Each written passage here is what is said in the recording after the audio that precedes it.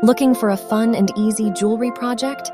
Check out this tutorial on how to make a beaded necklace using seed beads.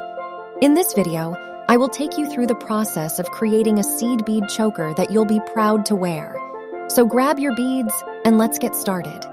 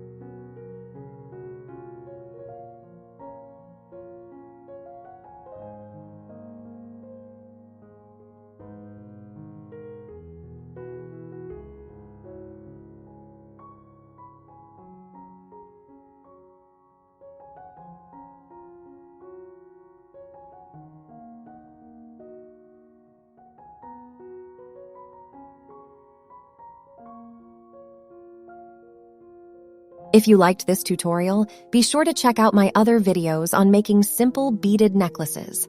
Please feel free to share which one you found most inspiring. Join me and let's make something simple and beautiful together. Make sure to subscribe for more tutorials like this one.